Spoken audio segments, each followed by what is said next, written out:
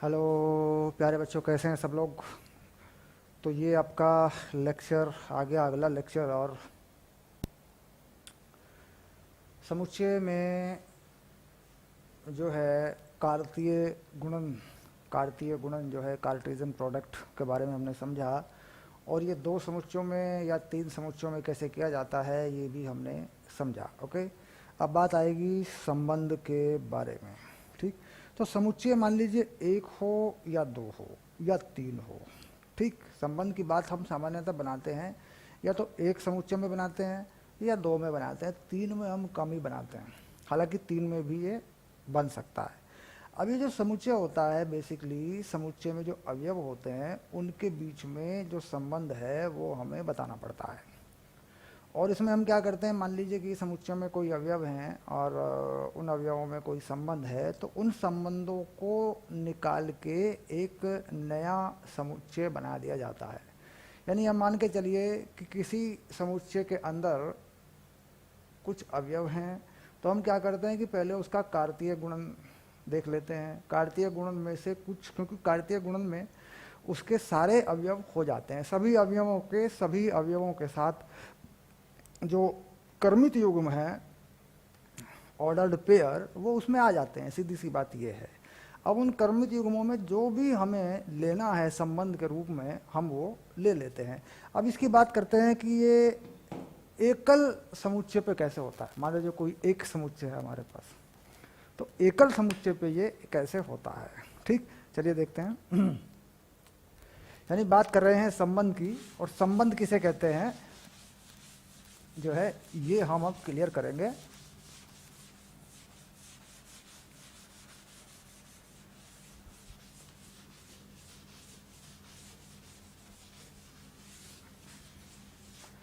तो संबंध कहाँ लिखा जाता है, सबसे पहली बात यह आएगी। संबंध यानी संबंध, रिलेशन। हालांकि ये आसान चीज़ें हैं, कोई ऐसी चीज़ नहीं है। गणित का ये वाला चैप्टर संबंध समुच्चय है, ये आसान चीज़ है। लेकिन यह है कि इसमें समय लगता है, ये चलता धीरे धीरे है। बहुत सारी चीज़ें हैं, स्टोरी टाइप है, समझदारी भी है। एक खास किस्म की समझदारी की ज़रूरत है इसमें। जो तेज़ी से पढ़ते हैं वो इस चैप्टर को कवर नहीं कर पाते, ये बात भी मैंने देखी है। तो बच्चे क्या करते हैं, याद कर कर के पास हो जाते हैं। लेकिन ये बात समझने की है, तो इसलिए ये चैप्टर थोड़ा सा स्लो माना जाता है कि भाई ये चैप्टर थोड़ा स्लो होता है, पढ़ाई जो है इसमें स्लो करनी पड़ती है। अब मान लीजिए मैं कोई समुच्चय लिख लूँ ए, और इसमें लिख लूँ ए बी सी, इसी में, और इसी ए को मैं दोबारा फिर लिख दूँ ए। दो बार मैंने क्यों लिखा समझ रहे होगे कि मैं अब इसका कार्तीय गुणन करूंगा ऐसे। तो अभी संबंध नहीं, अभी समुच्चय के अवयव हैं, और समुच्चय के अवयवों का अभी मुझे कर्मित युग्म देखना है कि वास्तव में कौन किसके साथ फिट हो सकता है। बाद में देखेंगे कि क्या संबंध है, ये छोटा है, ये बड़ा है, ये इसका भाई है, ये इसकी बहन है, ये है, ये है, ये बाद की बात है। पहले हम देखते हैं कि दरअसल ए क्रॉस ए क्या होगा, यानी ए गुना ए क्या होगा अगर ये देखा जाए तो इस ए के साथ ये तीनों लेंगे हम। ठीक, ये हम कर चुके हैं, ए ए ए बी ए सी। तो ये देखिए ये आ गए, ये हो गया इस वाले ए का। ब्रैकेट बंद करें और ब्रैकेट वाला कोमा डाल दें, फिनिश। अब इस बी का देखते हैं, इस बी का भी इन तीनों के साथ, B A B B B C, B A B B B C, और ये इनके कोमे लगा देते हैं, ये लग गए। ठीक, अब सी का, सी ए सी बी सी सी, सी ए सी बी सी सी, तो ये भी लिख दिया, शाबाश। यानी ये गुणन हो गया, गुणा तो कर दी हमने। ये देखिए, अब इसको बंद कर देते हैं।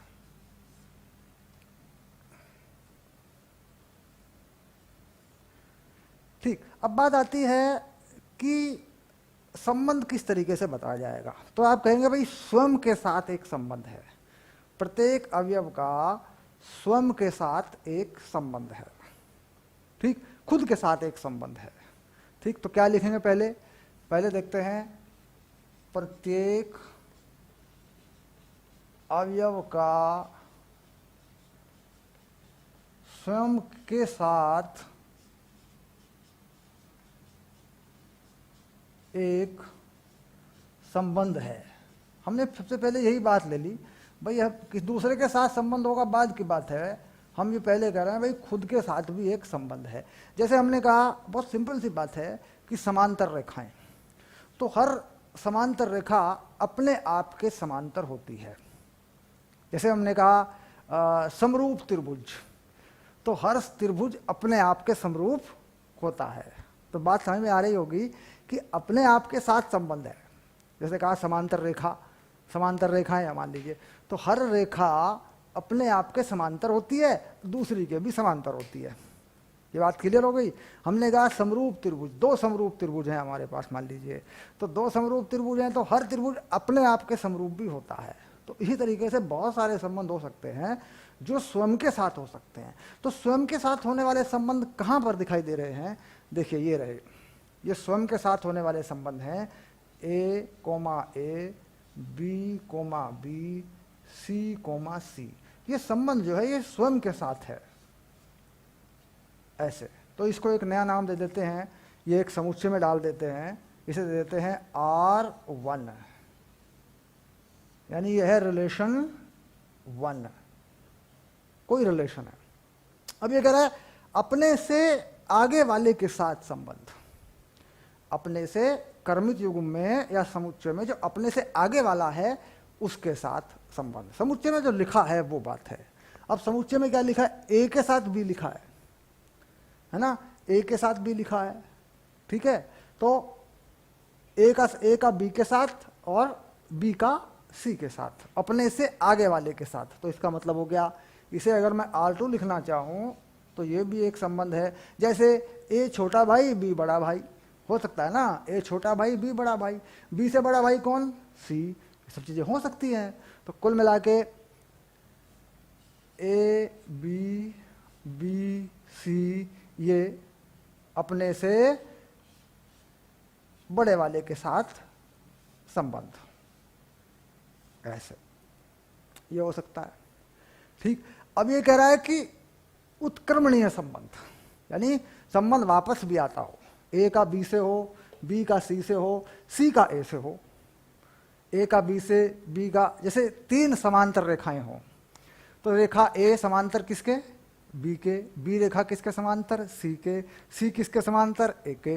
जैसे तीन समरूप त्रिभुज हों, तो समरूप, पहला समरूप त्रिभुज दूसरे के समरूप, दूसरा तीसरे के समरूप, तो तीसरा पहले के समरूप। ठीक, तो इसका मतलब ऐसा भी हो सकता है, ऐसा संबंध भी हो सकता है, ए बी बी सी सी ए।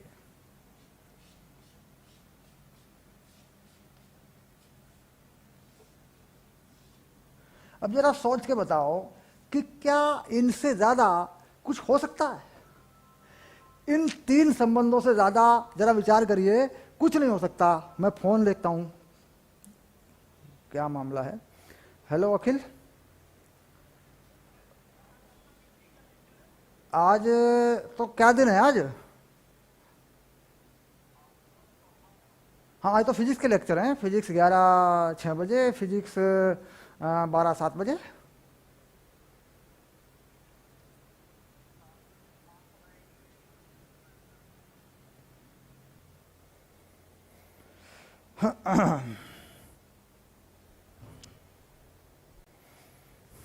तीन मिनट, चलिए। तो कुल मिला के आप सोच के जरा ये देखिए कि क्या इससे ज़्यादा भी कोई संबंध हो सकता है?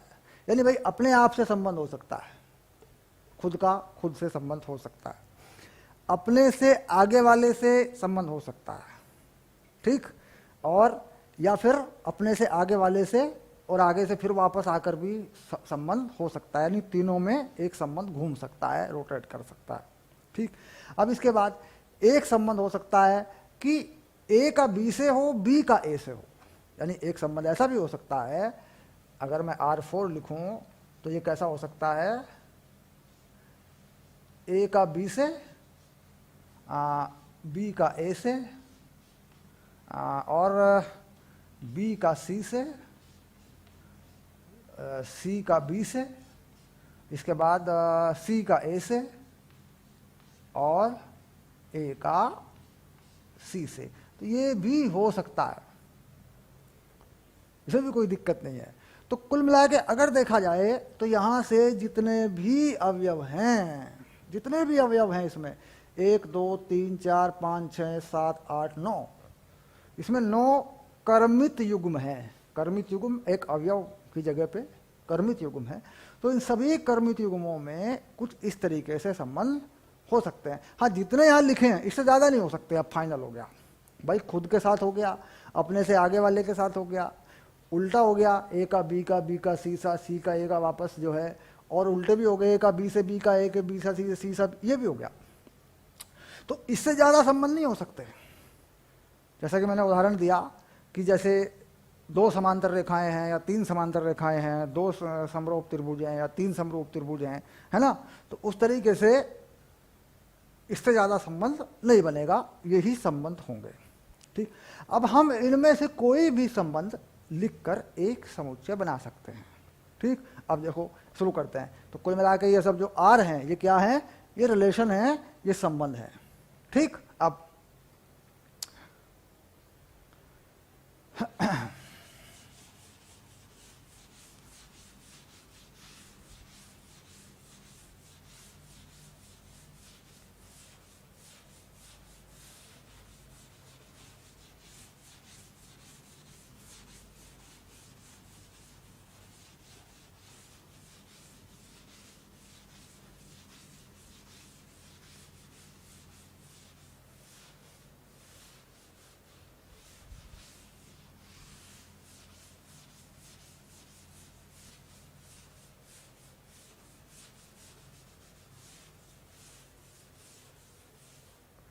चलिए अब आगे चलते हैं थोड़ा सा और देखते हैं क्या हो सकता है।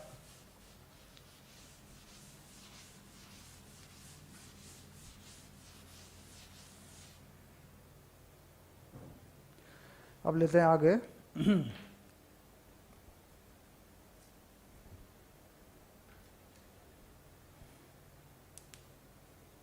चलिए अब मैं समुच्चय ए ले रहा हूं, समुच्चय ए, और इसमें कुछ प्राकृत संख्याएं लिख रहा हूं।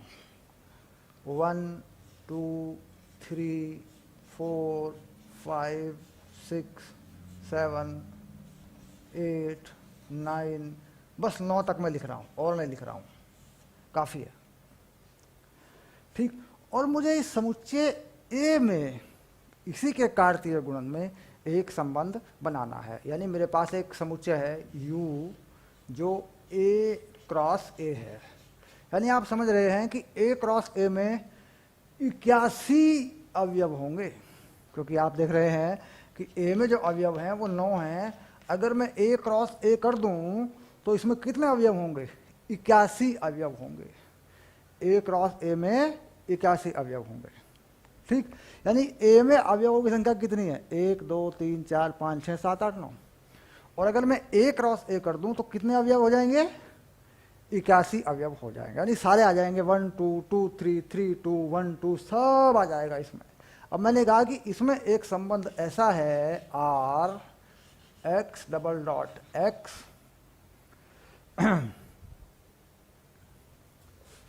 हाँ x comma y double dot x। तो क्या हुआ, एक्स वाई का मतलब यहां से जो कर्मित युग्म होगा उसका ये पहला और दूसरा एलिमेंट है। ठीक, बड़ी समस्या हो गई है यार, बड़े फोन आ रहे हैं। Hello hello. तो कुल मिला के x और y जो है, x और y उस कर्मित युग्म का पहला और दूसरा एलिमेंट है। यानी आप ये मान के चलिए A क्रॉस A में 1 1 1 2 1 3 इस तरीके से बहुत सारे चीज़ें आएंगी। तो उसका x क्या है, पहला, और y क्या है, दूसरा। और हमने लिखा x बराबर y बटे 3, ठीक, और या कोमा लगा देते हैं, x belong to a comma y belong to a, ये रहा। यानी जो x लिया गया है वो भी a में से लिया गया है, जो y लिया गया है वो भी a में से लिया गया है, और ये जो xy है ये a क्रॉस a में से लिया गया है, एक क्रमित युग्म है। इस तरीके से ये रिलेशन है, ठीक। अब यहाँ पर मैं क्या, कौन से एलिमेंट यहाँ पर मैं रखूँगा, मुझे सेलेक्ट करना पड़ेगा, क्योंकि ये जो संबंध है, संबंध क्या है अगर देखें, बड़ी आसानी से समझ में आ जाएगा। संबंध ये है हमारे पास x3x इक्वल टू वाई, ठीक।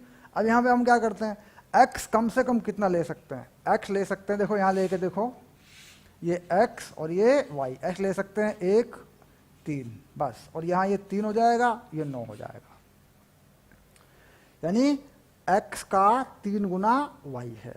और समझ में आ रही होगी बात। दूसरा क्या ले सकते हैं, इस संबंध के अनुसार इनमें से लेना है, संबंध ये है, इस संबंध के अनुसार इनमें से लेना है।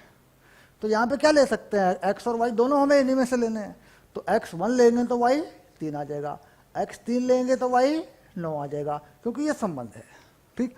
तो x में क्या ले सकते हैं, 1 के साथ 3 ले सकते हैं, 3 के साथ 9 ले सकते हैं। तो कुल मिला के ये संबंध क्या होगा, अगर मैं इसे लिखूं रास्टर फॉर्म में, क्योंकि ये समुच्चय निर्माण रूप है, ये जो लिखा हुआ है ये समुच्चय निर्माण रूप है, ओके। तो फाइनल ये हुआ कि x y क्या क्या ले सकते हैं, 1 और 3 हम ले सकते हैं, ठीक। अब ये फ़ोन मेरे पास रहेगा नहीं, नो, ये बाहर रहेगा वो सब, अब समझ गया मैं इसको, ये तंग करता है बीच में। तो x और y की जगह पे क्या ले सकते हैं, x में 1 y में 3 ले सकते हैं, ठीक। तो लिख दिया यहाँ पे 1 3 3 9। तो कुल मिला के यही वो संबंध है जो a क्रॉस a में से निकाला गया है, यानी क्रमित युग्म ये वाले कहीं ना कहीं a क्रॉस a में होंगे, पक्का। तो कुल मिलाकर ये चीज़ है। अब कोई और चीज़ बना के देख लेते हैं, ठीक, कोई और चीज़ बना के देख लेते हैं। अब देखो यहाँ कुछ लिखने वाला हूँ, बदलने वाला हूँ, ये तो समझ में आ गया आपकी।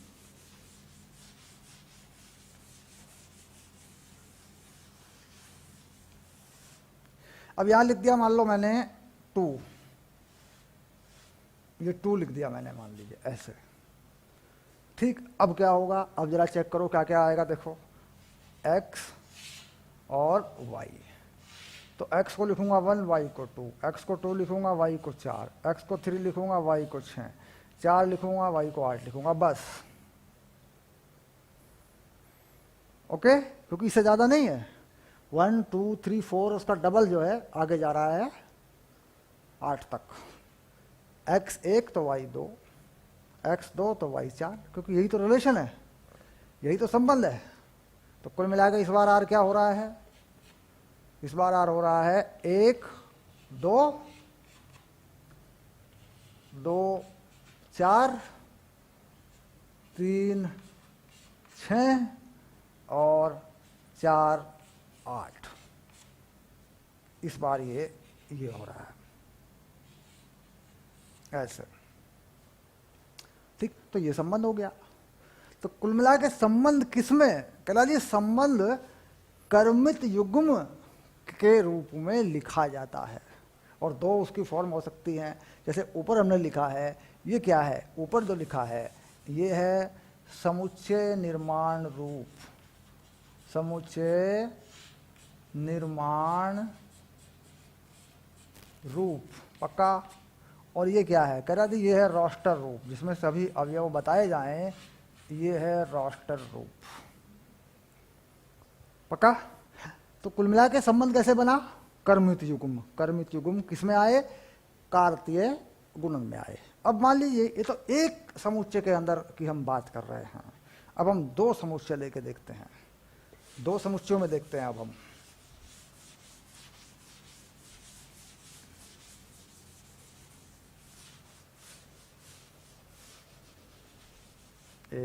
ये देखो छोटा कर देते हैं, कोई दिक्कत नहीं है। ये बना दिया ए और ये बना दिया समुच्चय बी। ठीक, तो ये आ गया 2 4 9, ये आ गया। अब यहाँ कोई संबंध लिखा जाएगा, तो किस में से लिखा जाएगा? ए बी में से अवयव लेने हैं, तो ए क्रॉस बी में से वो संबंध लिखा जाएगा। यदि जो भी हम संबंध लिखेंगे, कोई भी हम संबंध लिखते हैं मान लीजिए, तो आर बिलोंग टू ए और बी के जो एलिमेंट हैं उनके हिसाब से ऐसे यूँ अवयव ले लेके कर्मित युग्म ले लेके हम संबंध बनाएंगे, क्योंकि ए क्रॉस बी में जो कर्मित युग्म होंगे वो अवयवों की जगह होंगे और हम उन्हीं को इस संबंध में रखेंगे, जो भी संबंध हम बनाएंगे। तो यहाँ संबंध लिख रहा हूँ मैं, कोई संबंध लिख रहा हूँ R1 और ये मैं लिख रहा हूँ x, y, डबल डॉट लगा दिया।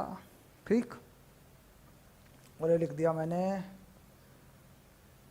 2x बराबर y, जहाँ ऐसे लिख देते हैं जहाँ x belong to A, y belong to B. ये देखिए, यानी x कहाँ से आता है? x आता है a में से, पक्का। और y कहाँ से आता है? y आता है b में से। और जो कर्मित युग्म है एक्स वाई जो लिखा जाएगा वो कहाँ से आता है? कह रहे जी वो आता है ए क्रॉस बी से। ठीक, तो ए क्रॉस बी से आता है तो पक्का हो गया भाई, इसका ए क्रॉस बी निकाल के हम जानते हैं इसमें कितने एलिमेंट हैं? 3। इसमें कितने हैं? 3। तो कर्मित युग्म में होंगे 9, क्योंकि सबका कर्मित युग्म हम लिखना जानते हैं। तो कुल मिलाकर अगर हम इसे लिखना चाहें अब रोस्टर रूप में, तो ये R1 किस तरीके से हो जाएगा? ये हो जाएगा देखो 1 2, क्योंकि y x का डबल है, y x का डबल है। तो x मान लीजिए मैं यहाँ से 1 लेता हूँ, तो y क्या लूँगा? 2। तो 1 2, पक्का, शाबाश।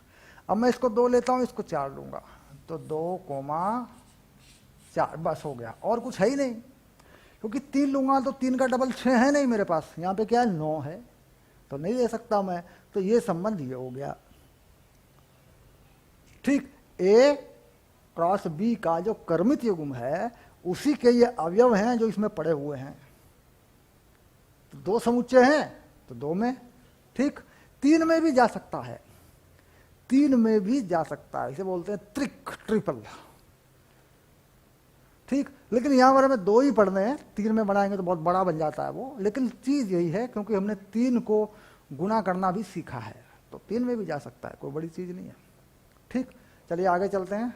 सिंपली समझ में आ गया होगा, कोई ऐसी बात नहीं है। अब देखते हैं कि इसकी मैपिंग कैसे की जाती है, मैपिंग पे कैसे दिखाया जाता है, चित्र कैसे बनता है। यानी मैपिंग मतलब जो आरेख है वो कैसा होता है।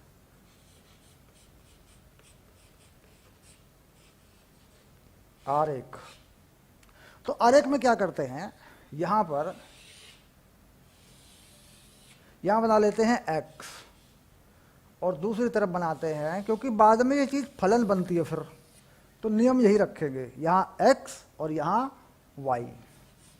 तो जैसे कि हमने यहाँ एक संबंध परिभाषित किया था a में, उसी को दोबारा लिख लेते हैं। संबंध मान लीजिए R1 है और क्या है?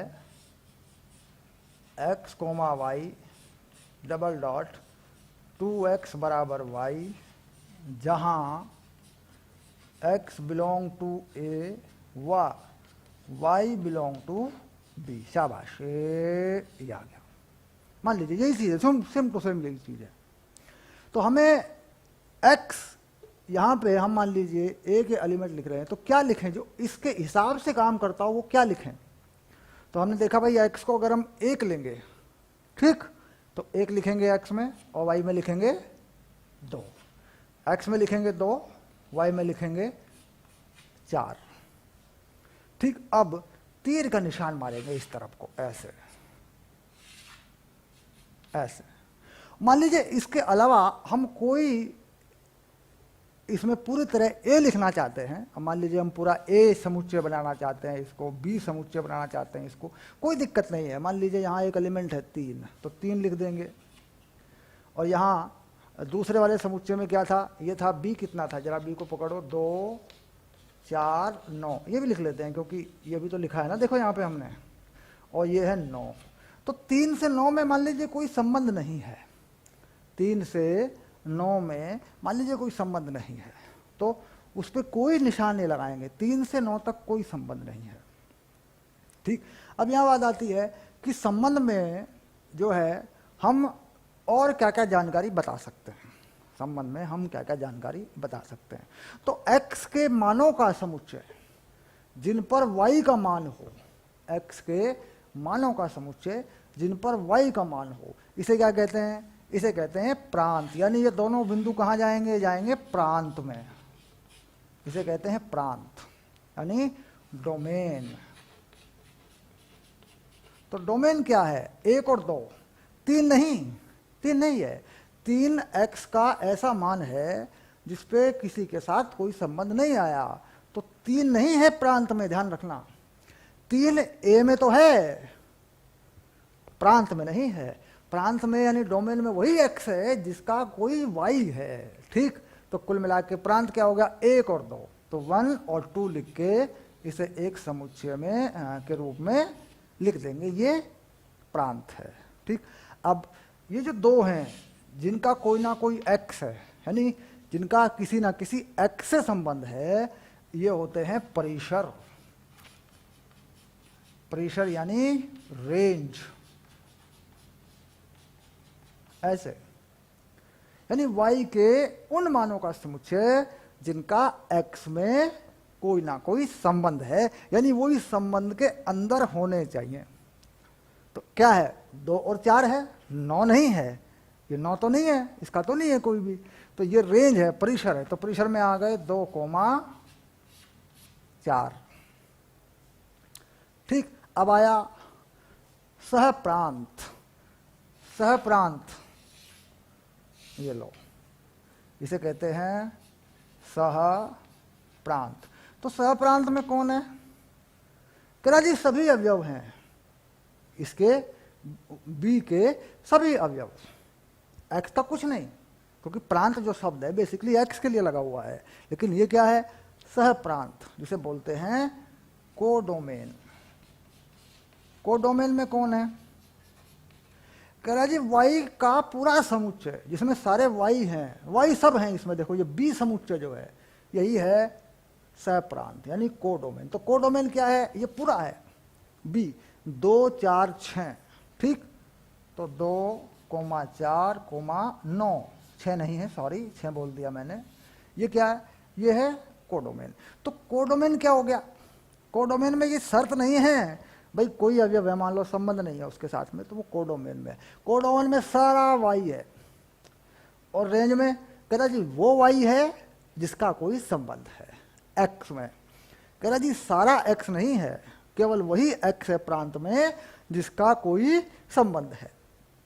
तो इस संबंध के हिसाब से अगर देखा जाए तो ये चीजें ऐसे लिखी होती हैं। ओके, डन, शाबाश।